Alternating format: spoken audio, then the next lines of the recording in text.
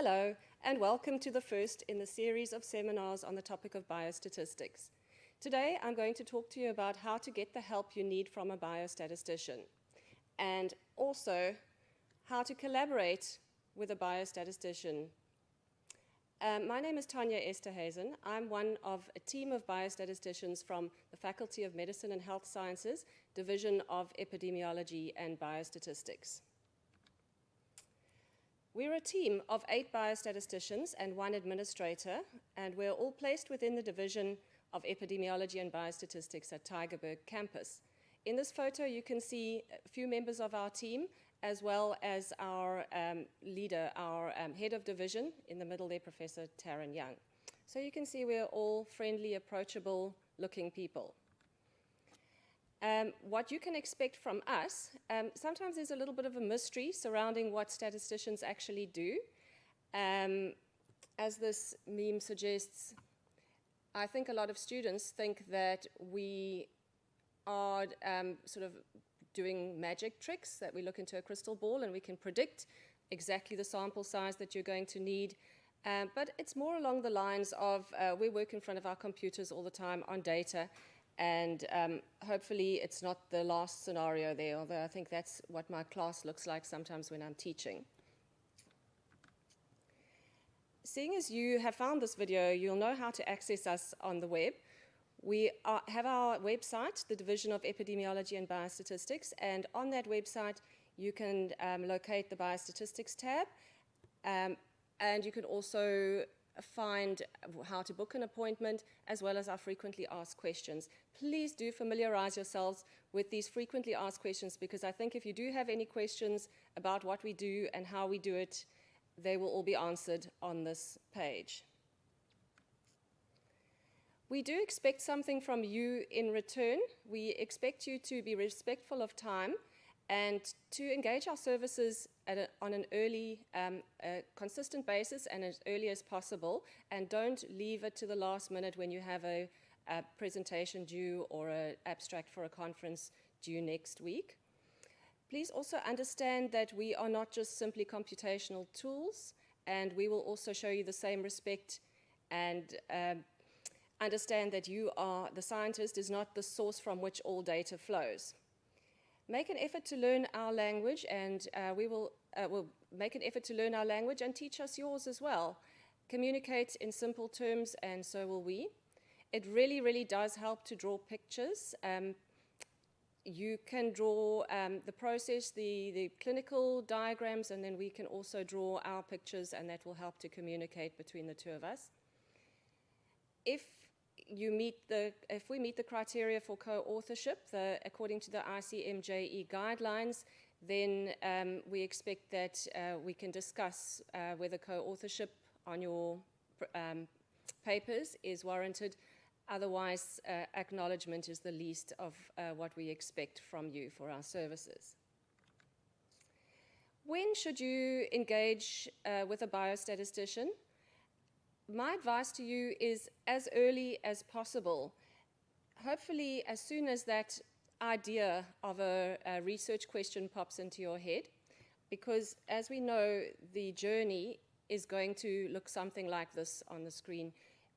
You'll be starting off ecstatic, having just clicked with your idea, but then as the reality of research hits and the time and the practical difficulties hit, you might be feeling at a low point at this particular point in time, and so on. And we don't necessarily just want to see you at the low points, we also want to see you at the high points.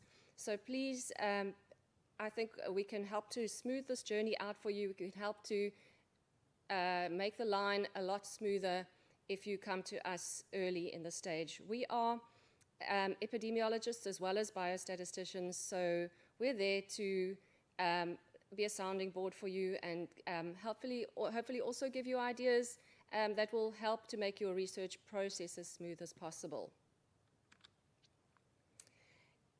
Our address, physically, we are located in the teaching building on the 3rd floor next to the library. It's called the Division of Epidemiology and Biostatistics. Our email address is given here, as well as the cell phone number of our receptionist. But for the first appointment, if you know how to navigate to our epidemiology and biostatistics page and our biostatistics homepage, you'll see a tab for make an appointment, and that will take you to the contact form that you can fill in online, and that goes directly to our receptionist, who will then answer you back with an email and set an appointment at your earliest convenience. Subsequently to that, your consultant that you will be seeing will give you their card, and then you can make direct bookings for follow-up appointments directly with your consultant or through our receptionist, Liesel, at the biostatistics email address. All right, let's talk about the process of consultation versus collaboration. When it comes to biostatistical consultation, this has been the traditional model where there are at least 2 points of contact between the statistician and the scientist. Below the line, representing the scientist's domain, and above the line, representing the statistician's domain, with the point of contact being after the initial scientific question is decided on, the communication to the statistician, who then develops the model, does the analysis, and then communicates the results directly to the scientist. However, we propose that there are a lot more contact points between the statistician and the researcher.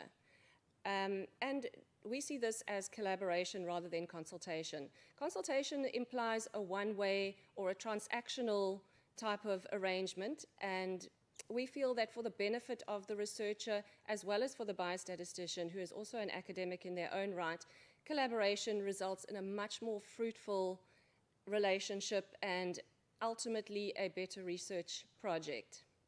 So we see there being multiple points of contact between yourselves and us, and this being more like a two-way street than just simply transactional.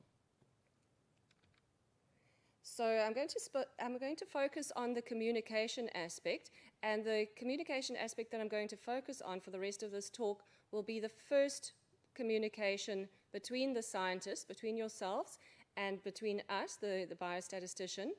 And this can actually happen at any point. It doesn't have to be after you have decided on your research question and drafted your protocol. It can be earlier on in that process. But I'd like to tell you about the sort of things that will help us to develop a fruitful collaboration. So what I'm going to be talking about is communication between the statistician and the researcher, and this is based on a presentation developed by a PhD student at McMaster University, Thuva, who has given us permission to use her very, very nice presentation here. So what I'm going to be talking about first is how to describe your study to a statistician, because you might be quite daunted at this process where you are not knowing what to expect. It might be the first time that you're seeing a statistician, and you don't quite know whether you must use medical terminology or you must try to put things in a statistical way. So this will help you to know exactly how to communicate your research ideas effectively. Let's pretend that you are that doctor there, and your boss comes to you with a patient, that the first time you've seen this patient, and says you need to perform surgery on this patient. Surely you will have a lot of questions. You will say, but what is the issue? How old is she? What kind of surgery? What is the risk assessment? What is the time period? In the same way, we can't expect a statistician to be able to answer a quick question so simply without knowing all the background. So if you come to us and say, I need a sample size estimate, it's not as if we can just look in a magic ball and tell you what your sample size is, what your magic number is. We need to know certain things, like what is the research question, what's the outcome, what's the minimum important difference, amongst many, many other types of questions that we would want to know. So hopefully the next few slides will give you a guide as to what sort of answers to prepare for us. So these are the key considerations in this inverted triangle here, starting with the more broader issues at the top, the general issue, proceeding down to the more specific and more specific issues until we get right down to the bottom, to the nitty-gritty of the triangle. I'm going to go through all of these issues with an example from a real-life study that was conducted. The first step is to communicate the problem. So we're talking about the top of the triangle here, the issue, the whole broader picture. It would really be helpful if you've already conducted a literature review to inform yourself about the previous studies, the previous research that's taken place around your specific topic, and to give your statistician a brief explanation about what has happened in the literature up to now, where the gaps in the research specifically are, and the importance of investigating this particular research question. It does really, really also help if you can draft a protocol that we can have a look at beforehand to give us an idea on the background of your research question and your topic. Then break it down. Don't talk in acronyms. We are not clinicians, so we might not specifically, there might be an acronym which you think that everybody should know. The first time you're using it, please be specific about the terminology that you're using and try to explain to us in simple terms. Provide a description of the scenario, and this is where pictures can often help. Okay, so even if you're drawing out a picture, a diagram that will explain your research process, that will help a lot. Some of us do have medical backgrounds, but a lot of us come from mathematical backgrounds and we don't necessarily have the medical knowledge that you do, although many years consulting for medical schools has given us quite an extensive background, but you never know what we know and what we don't know, so please rather be safe than sorry and explain fully.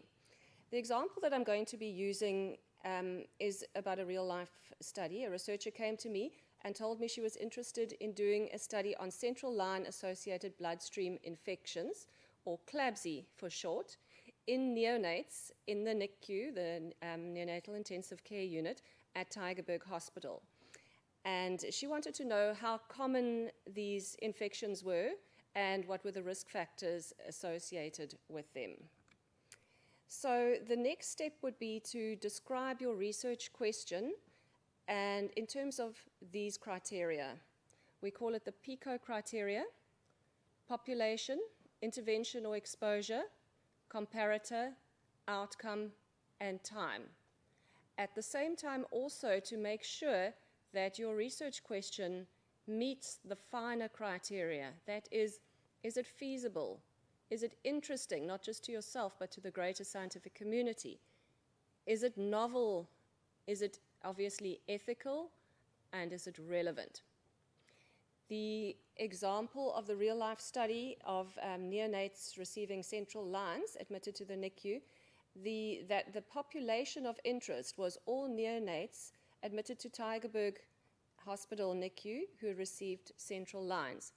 The exposure of interest was, there were several specific risk factors that this researcher was interested in, but in particular whether they had received parenteral nutrition, total parenteral nutrition received. The comparator was those not receiving total parenteral nutrition. The outcome, of course, was CLABSI, the central line associated bloodstream infections, and the time period specified by the researcher was between 2014 and 2016. Let us just bear in mind that a clear and focused research question will help to determine research collaborations, set the direction for the selection of appropriate study design, and the most appropriate methods of statistical analysis and sample size determination. Without a clear and focused research question, we will not really be able to assist you. And of course, the research question must come from you, the researcher. It must be something that is interesting to you and feasible for you to be studying, depending on what type of degree you're doing. So the next part of the key considerations is listing your specific research objectives. So from that primary research question will flow a set of research objectives. Okay, they can be primary objectives, and you can have more than one primary objective. And there can also be secondary objectives or not. It's up to you. And there can be any number of research objectives, but just make sure that each one is one objective and that they are clearly listed and they are doable. The next step is to identify your exposures or predictive variables of interest and your corresponding hypotheses. For instance, what factors are you interested in exploring? Why are you investigating them? So there should be some element of biological plausibility here, not just for any other reason. What objectives and outcomes are these factors actually aligning themselves with in your protocol? How are you going to measure them? What type of variables are they? So here it does help a little bit to have a little bit of a background on statistics so that you can at least classify your variables as to whether they are continuous variables or categorical variables. Continuous variables, for example, would be length of stay in the hospital or time to an event or blood pressure measurements in milligrams of mercury. Whereas categorical measurements could be something like whether the patient lived or died. Also, in this example that I've been talking about, whether they actually developed central line associated bloodstream infections or not. And then lastly, what direction do you expect the results to have for each objective? So a little bit of an idea of your expected outcome is necessary at this stage, just so that we can plan appropriately for the sample size calculation and the analysis. So going on to the last key consideration, this is the design of the study. So we are now focusing very much on the specifics of your methodology. Is your design going to be retrospective or prospective? Obviously, Research Ethics Committee approval is very, very important. Is it going to be a pilot study or not, a complete study? And is it observational or experimental? If it's observational, what specific design are you going to be using? And within that, the time frame allocated as well as the sampling, how are you going to select your participants? All of these we can discuss at the meeting, and we can assist you with choosing the appropriate study design as well as the appropriate sampling design, and going over the specifics of how you will be doing the sampling. All of that we can assist you with. And then if it's a randomized controlled trial, we also need a lot of specifics about that design, including the important things like blinding, what phase of study it is, the actual randomization process, the number of arms, is it single center or multi-center, and how you will handle the missing data. So all of these are key considerations when meeting a statistician. So to recap, communicate the problem. Firstly, what is the broad issue that you are going to be dealing with, and why is it a problem? Secondly, the main research question needs to be outlined. Thirdly, your specific research objectives need to be clarified. Fourthly, the primary outcomes need to be spoken about. How will you measure these outcomes? And fifthly, your exposures, the exposures of interest, the risk factors, the protective factors, and then lastly, all the way down to the specifics of your design and the methodology that you're going to use to collect the data. So although this is what many researchers perceive as true, it's not necessarily true that if there is no significant difference in your results, that there really is no effect. It could just be that your study failed to detect the effect as statistically significant due to your sample size. Although there's a move now among statisticians to be less focused on p-values, let me just say we wouldn't have a job if it wasn't for p-values. So while they're important, they're not the be-all and end-all of everything. And let us try to remember in the first place why we do research. The answer should not be because I need to in order to get my degree.